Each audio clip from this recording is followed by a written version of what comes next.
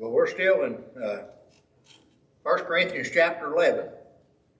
We had kind of a long introduction to this last time. We didn't get but about a verse, I think. So we're going to begin right at the first of it again. Let's refresh our memory a little bit. We just come out of chapter 10, and we know the main thought in that question was about eating meat to idols that had been offered to idols. And Paul says that, he had liberty to do it because the meat didn't matter. It was God who had furnished the meat, before that. So it didn't matter if it was offered to idols or not. But yet there was some that would tarnish their consciences if somebody eat it. So Paul says, don't do it. Don't eat it if it bothers your brothers, if it makes him stumble. And with that thought, as we go on to chapter 11, let's look at verse 1 and see what it says. It says, imitate me just as I also imitate Christ. Well, that many of the scholars think that should go with the chapter before because of the things that he had talked about. But now, I think it not only that, but it'll apply to what we're going into now about imitate me just as I also imitate Christ. Now, if you will remember, the main lesson here and what we're going to end up is really going to be authority. And we will look at that as we go through this. So we need to remember that the same principle should be remembered when discussing the context of this lesson. Some brethren have a sincere conscience about the wearing of a veil in worship, and no one should ridicule or override their convictions.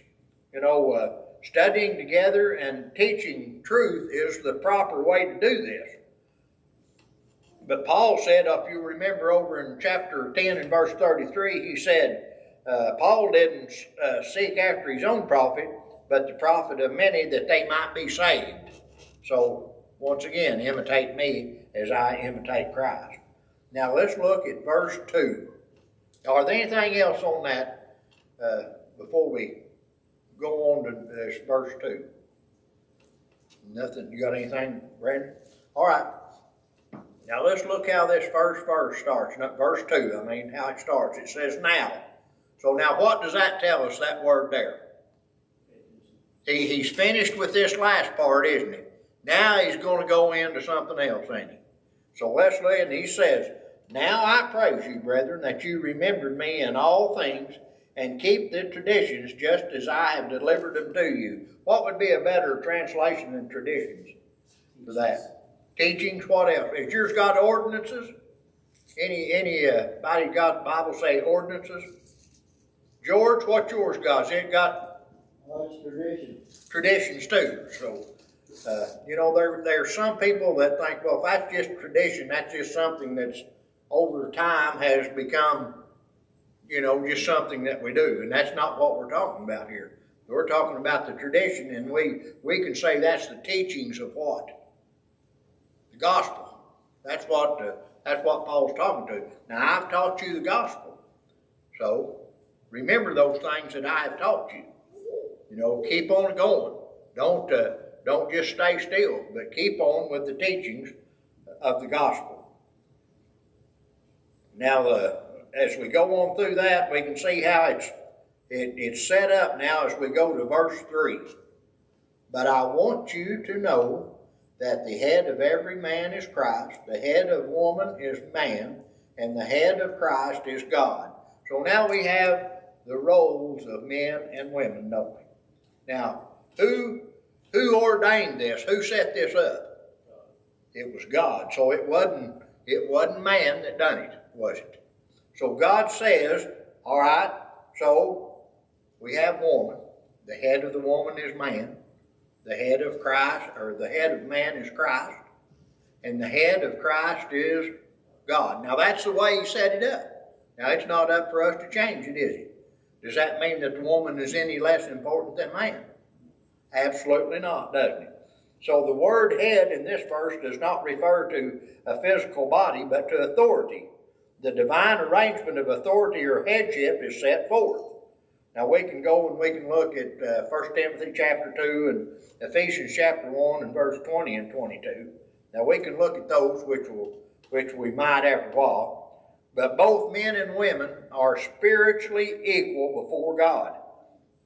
A woman's status in Christ does not set aside her relation to her husband, nor does it give her privilege to act as though no marriage vow had been taken. She is still to be in subjection to her husband. Ephesians chapter 5. Now with all that thought, so we have a man and a woman, and when they obey the gospel, the woman is still in subjection to the man. Who's the man still in subjection to? Christ, isn't it? So you see, that's just the way God has put it. And that's, there's no arguing the point. That's just the way it is. Like I say, it don't make the woman any less important or anything at that, or it doesn't make the man superior over, really, because a good Christian man will make sure that he sacrifices for his wife. And he won't degrade her. He won't have her to do things that's sinful. And that's what we're talking about here, about the authority you treat well one another. It ought to be that, of course, and it has to be that way to have a good marriage throughout your life. Now, you want to talk to some of this old people who's been married, I don't know, George, what have we been married, 30 or 40 years? Or 60? How long have you been married? 52, I believe. Well, Billy and I have been married 49. The sympathy cards would be welcome if you want to send some to me. So this admonition to be in subjection be necessary for the women that was even endowed with special gifts. Therefore, by prophesying or by miraculous guidance of the Holy Spirit, since the veil was a symbol of a woman's subjection to her husband, to appear in public without a veil cast a doubt upon one's virtue. Now, with all that said, even if the woman at that time, now you got to remember what time that we're in, and it's that back in Corinth, got to remember that too, because that'll sure help us as we go on. So, when we look at that time, the Jewish women, most of the Greek, most of the Romans, the women wore some kind of veil. Now I know you probably all remember, I remember my mother wearing a scarf, would put over her head and tied under her chin. Now that's just an idea of this, or just an example. But in that day, it was a big scarf. I couldn't tell you just what it was, but it would cover the head, and they would take it and throw one side over here and one side over here, which covered the whole head. And the Jewish people said that the woman should wear that, because if she didn't, she wasn't being in subjection to her husband, because her head was not covered. Now the significance of the covered or uncovered head must be learned. Now this is something that I didn't know till I read this today. The significance of the covered or uncovered head must be learned from this text, because no other scripture addresses this issue. In other words, this is the only place that we're going to deal with this. So we need to probably get a pretty clear thought on this as we go. And I've said last week, as we about ended our class, that, now the thought, I don't remember now what I was going to say now. It hadn't been important. But anyway, we have to learn from these scriptures of what this is, don't we? Now, they said attempts at researching the established custom during the first century is fraught without controversy, because there seems to have been no universal rule or custom. The veil was common once again among the Jewish women, but also common in the areas of the Greek and Romans, as we just said. Now, and the veil, even in Greece, was known. So they knew what it was here in Greece, in Corinth. They knew what it stood for and why the women wore it at that time. So based on the fact that there was no universal custom, can be established from history, and that the customs among the Jews regarding a covering did change in later centuries, it appears that Paul's instruction to the Corinthians was regulated by the situation that they was in and the custom. So what does that tell us? It was a custom there. It wasn't, remember what Paul said, all things are lawful for me but not expedient? So when it comes to this matter, since there is no custom, they cannot bind that on there, can they?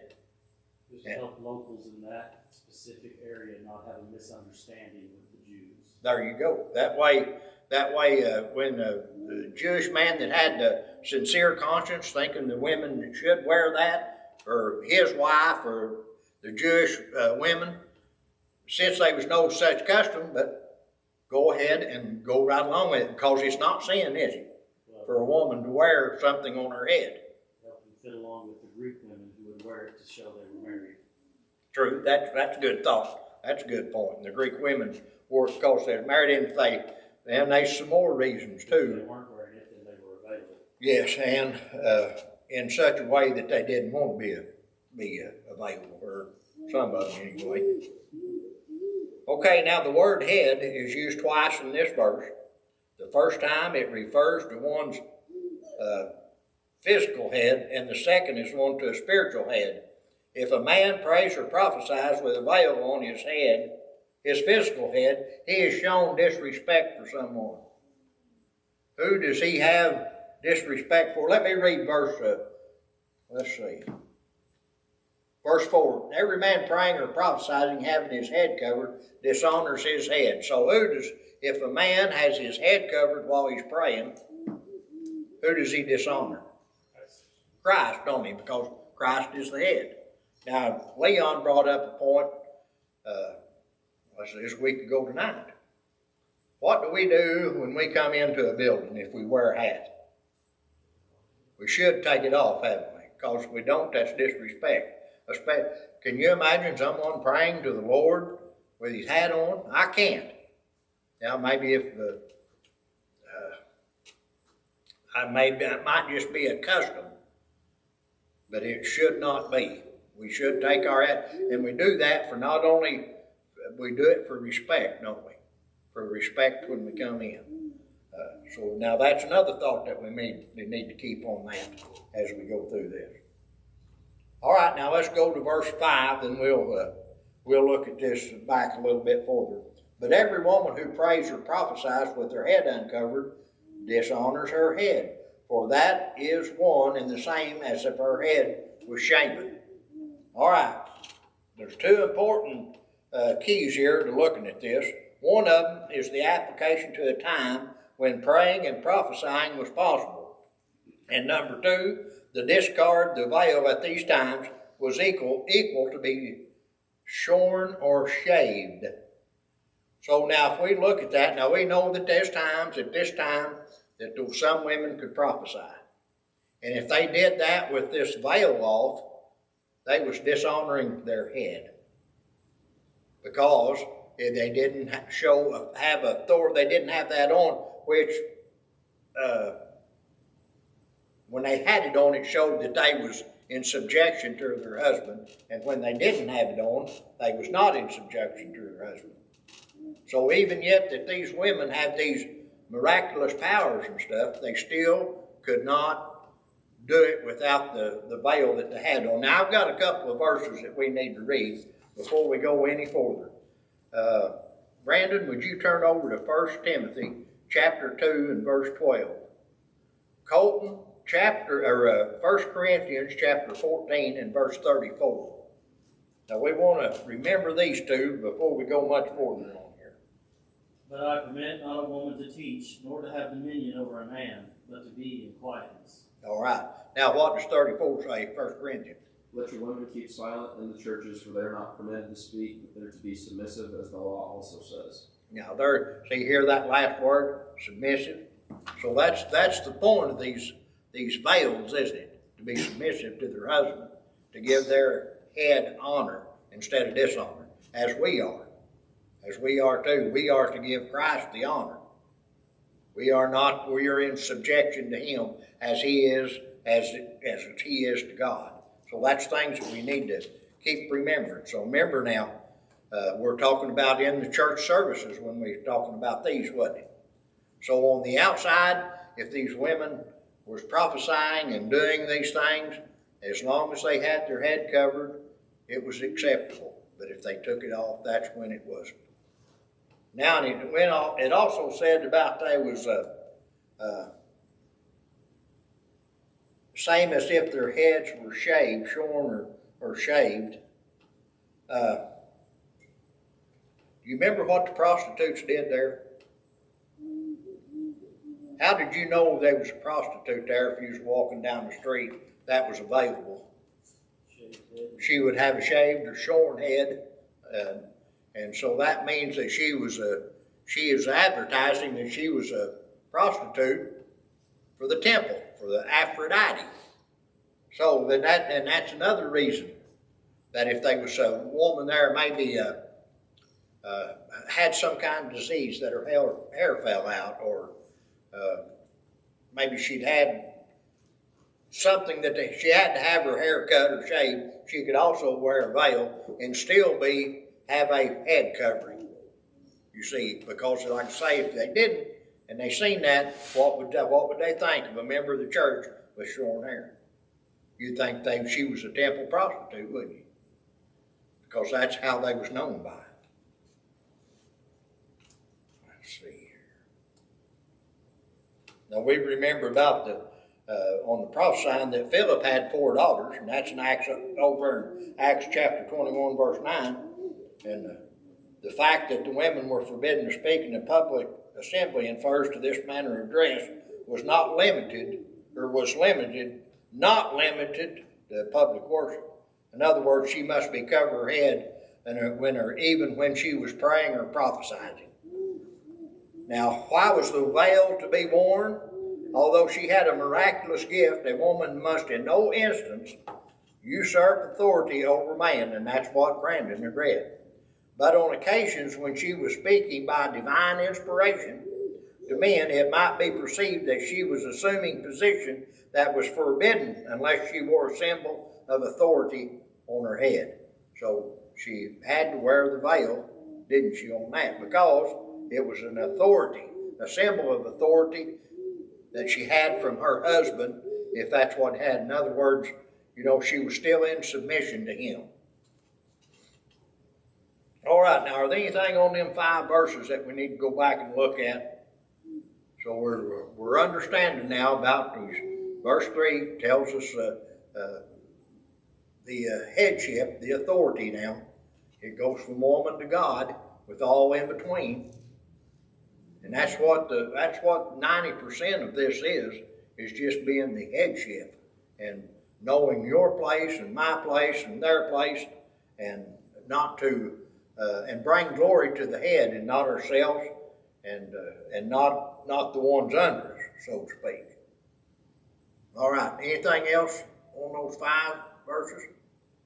All right, let's look at verse 6. For if a woman is not covered, let her also be shorn. But if it be shameful for a woman to be shorn or shaved, let her be covered. Now this goes back with the customs and things. If she's been shorn or shaven, let her wear a veil. That way they can tell the difference. She's still under authority by her husband, or under her husband's authority. So let her be covered. And once again, that's the way they cover. That's where and some of them would cover it up so much that all you could do is just see their eyes. You couldn't tell their hair or anything else. So that's another thought on that. So now let's look at verse 7. For a man, let me see if I've got anything else on that. Oh, if a woman if a modern time had her head shaved, today, as we look out, now we know this is a custom and things back then, but now if we was out here and we seen a woman that had shaved her head, what would we think? That's the first thing that would come into our mind, would be cancer. or maybe, she just wanted to start a new trend and cut her hair and do that. But see, that would just be a fad in this part of the country, wouldn't it? Of doing something like that, if it wasn't cancer just to be doing it. But now in Corinth, it denoted immorality and someone who acted like a man. Therefore, it was disgraceful at that time. Infidelity and refusal to be in subjection to her husband was shameful in Corinth. To discard the veil, was to renounce her claim to modesty and a refusal to recognize her subordination to her husband. So there was a lot more to that than what we just looked at, wasn't it? So let her be covered, as it says in verse 6. Now, let's look at verse 7. For a man indeed ought not to cover his head, since he is the image and glory of God, but woman is the glory of man. Now, we talked about quite a bit about that, all right. Man ought not cover his head because he is the glory of God. Man is the crown of God's creation, reflecting his glory. The woman is the glory of man. She honors her husband, and by her submission to him as head, she reflects his station in life, as together they live as one flesh. Men who dress and act in a feminine manner are ashamed, just are women who dress and act as a masculine manner. Now, boy, we see that a lot now, don't we? And what's the two groups that does that? We have the lesbian, and I guess you'd call the men gay. And when they try to, when they act like a woman or a woman acts like a man, that's a shame to God, is what it is. And of course, now we can go to Romans chapter 12, or chapter 1 and 12 forward there. Talks all about the homosexuality and how they left, how they left the woman and burned with desire for another man. So that's the part of that now. The order of creation shows that a woman should be in subjection to man. She was not created independent of man, but instead a helpmate to be suitable for man. Therefore, she is of the man, created from Adam's rib, for man's companionship. Of course, that went on down with the verses here of 8 and 9. For man is not from woman, but woman from man. Nor was man created for the woman, but the woman for man. Now, verse 10. For this reason, the woman ought to have a symbol of authority on her head because of the angels. Now, I'm open to this one. I've studied, and what I come up with, I just don't know if I'd hate to tell you that it was absolutely the right way. But I'll tell you what I've come up with. This one writer said, because of the angels, perhaps refers to the examples of angels who were punished for insubordination. The warning is that if angels are punished for refusing to keep their place, mankind will also suffer if they refuse to keep the divine order. And as I look, that was the closest thing, George, that I could come up with this. But have you ever studied on that part much? I could say some things are hard to understand. They are. And another thing we've always got to remember about this, we're just getting the answers. We're not getting the questions that was asked Paul. Paul's just answering the questions. So would it be easier if we had the questions? Well, I'm sure it would be.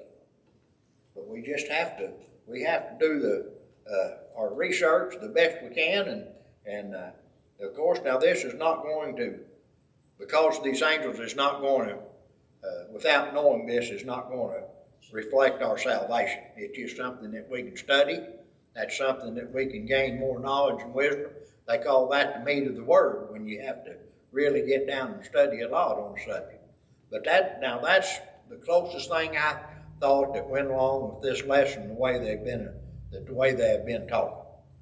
I think that has something to do with the appearance of what angels look like. Well, now, it very well could be, too. It very well could be. Of what they look like, absolutely could be.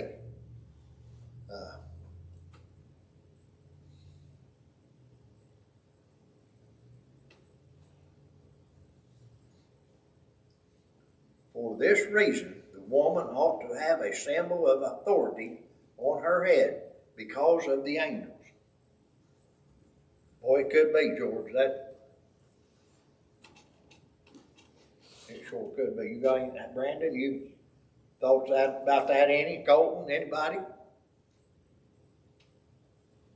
The only thing I could think of possibly would be when the angels appeared, did they have something above their head to signify that what they were saying was from Christ? Was the woman to have something on her head to signify that anything she does is for her husband? It is the only kind of something I could kind of. You know, when we see pictures of angels, of course, what have they got above their head? They got a halo, don't they? But now, that's just something that man's created to it. But you know that, and like I say, there's a. Back then, more may have been known about angels too than we know now. Yeah. And so we just may not have enough info on angels to even know what that part means. Yeah, well, that's true too. And you know, there's some things we ain't never gonna know, ain't George, till we reach heaven. Then it's all gonna be revealed to us. And that's I'm what. confident the people of Corinth would understand. Yeah, what it meant. they Sure. would have understood If, what he if, was if they saying. wanted, if in the 21st century we were supposed to understood what it meant, he would have made sure we know. Yeah. So, He would have explained it. yeah. So, Very good I point. mean, Like you say, it the ain't- Corinthians knew what it meant. Right. It ain't gonna. His direct Yeah. audience. It ain't gonna have an impact on my salvation if we. Yeah, if we one way or the other on this, you know, that's very well said. Thank you. All right, let's just let's circle verse 11. Let's circle verse 11. We'll begin there a week from tonight. Brethren, appreciate it. Thank you so much. Does anybody else have anything before the second bell rings on that? George, any thoughts on that? All right. No, he had a doctor's appointment at Fayetteville or somewhere today.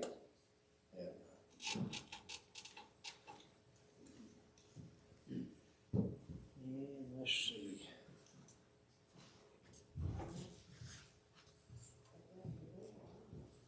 Oh, that's why he's excited. Food.